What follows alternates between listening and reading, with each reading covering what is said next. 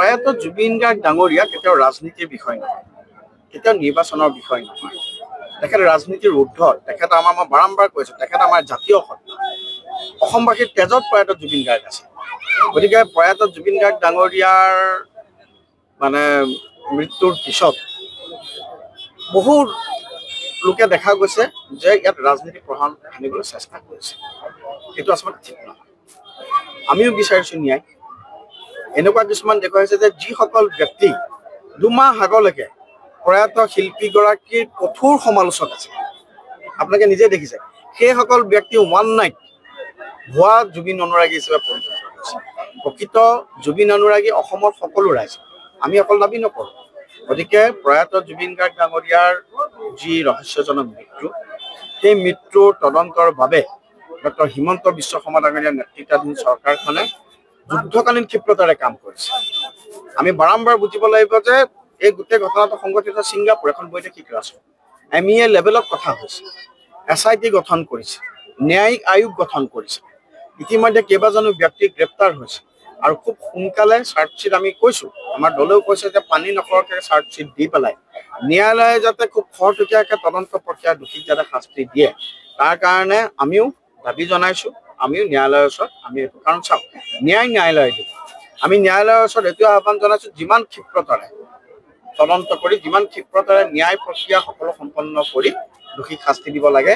প্ৰয়াত শিল্পীগৰাকীৰ সৃষ্টিৰাজি আমি অমৰ কৰি ৰাখিব লাগিব। প্ৰয়াত শিল্পীগৰাকীৰ আদৰ্শ আমি অসমৰ যুৱ প্ৰজন্মৰ মাজত অসম থাকালৈকে, চন্দ্ৰ সূৰ্য তৰা থাকালৈকে, অসম থাকালৈকে আমি জীয়াই ৰাখিব লাগিব। মই ভাবো সেইটোৱে আমাৰ প্ৰকৃত শ্ৰদ্ধাঞ্জলি। প্ৰয়াত জুবিন গাৰ্গ ডাঙৰীয়া কেতিয়াও ৰাজনীতিৰ বিষয় নহয়, কেতিয়াও নিৰ্বাচনৰ বিষয় নহয়। তেখেত ৰাজনীতিৰ ঊৰ্ধ্বত, তেখেত মই বাৰম্বাৰ কৈছো, তেখেত আমাৰ জাতীয় সত্তা। অসমবাসীৰ তেজত প্ৰয়াত জুবিন গাৰ্গ আছে। গতিকে প্ৰয়াত জুবিন গাৰ্গ ডাঙৰীয়াৰ মৃত্যুৰ পিছত বহু লোকে দেখা গৈছে যে ইয়াত ৰাজনীতি প্ৰভাৱ আনিবলৈ চেষ্টা কৰিছে। এইটো আচলতে ঠিক নহয়। আমিও বিচাৰিছো ন্যায়। এনেকুৱা কিছুমান দেখুৱাইছে যে যিসকল ব্যক্তি দুমাহ আগলৈকে প্ৰয়াত শিল্পীগৰাকীৰ কঠোৰ সমালোচক আছে, আপোনালোকে নিজে দেখিছে, সেইসকল ব্যক্তি ওৱান নাইট ভুৱা জুবিন অনুৰাগী হিচাপে পৰিণত হৈছে। প্ৰকৃত জুবিন অনুৰাগী অসমৰ সকলো ৰাইজ, আমি অকল দাবী নকৰোঁ।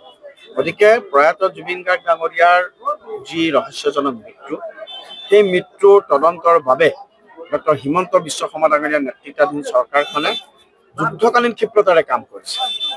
আমি বাৰম্বাৰ বুজিব লাগিব যে এই গোটেই ঘটনাটো সংঘটিত ছিংগাপুৰ, এখন বৈদেশিক ৰাষ্ট্ৰ। MEA লেভেলত কথা হৈছে, SIT গঠন কৰিছে, ন্যায়িক আয়োগ গঠন কৰিছে। ইতিমধ্যে কেইবাজনো ব্যক্তি গ্ৰেপ্তাৰ হৈছে আৰু খুব সোনকালে চাৰ্জশ্বিট আমি কৈছো, আমাৰ দলেও কৈছে যে পানী নকৰাকৈ চাৰ্জশ্বিট দি পেলাই ন্যায়ালয়ে যাতে খুব খৰতকীয়াকৈ তদন্ত প্ৰক্ৰিয়া দোষীক যাতে শাস্তি দিয়ে, তাৰ কাৰণে আমিও দাবী জনাইছো। আমিও ন্যায়ালয়ৰ ওচৰত কাৰণ চাওক, ন্যায়ালয়ে দিব। আমি ন্যায়ালয়ৰ ওচৰত এইটো আহ্বান জনাইছো, যিমান ক্ষিপ্ৰতাৰে তদন্ত কৰি, যিমান ক্ষিপ্ৰতাৰে ন্যায় প্ৰক্ৰিয়া সকলো সম্পন্ন কৰি দোষীক শাস্তি দিব লাগে।